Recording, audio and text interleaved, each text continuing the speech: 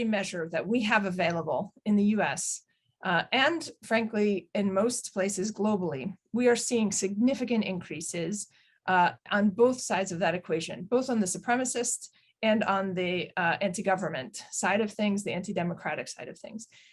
In the US, we now have the most recent data showing a 1,900% increase in mass casualty plots since the 1990s. I mean, we're not just seeing trends, we're seeing exponential growth in some of these trends. We have record-breaking growth in hate crimes, record-breaking data on anti-Semitism, on Islamophobia, on anti-trans and anti-LGBTQ attacks and hate.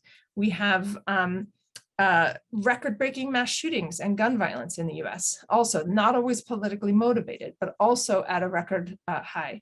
We now have gun violence, the leading cause of death for children and teenagers in the US. The Biden administration has released 2 years ago now the first ever national strategy to counter domestic violent extremism or domestic terrorism.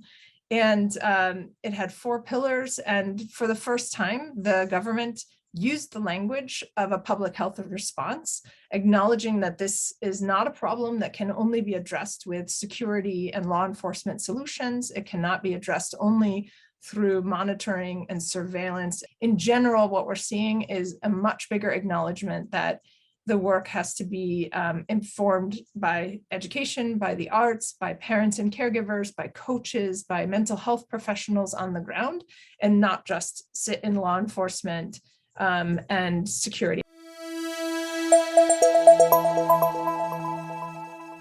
One big difference between the far right in Brazil and the far right in the United States. We have a very recent history of military dictatorships.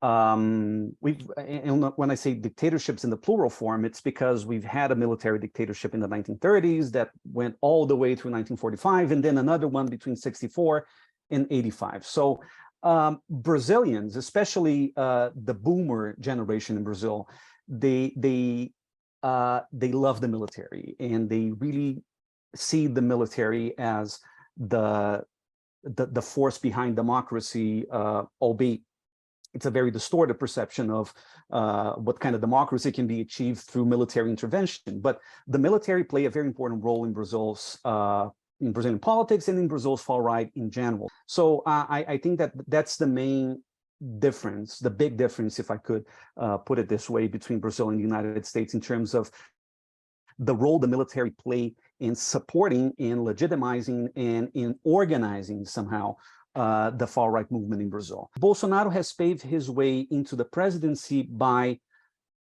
doing something that I call Americanizing Brazilian politics.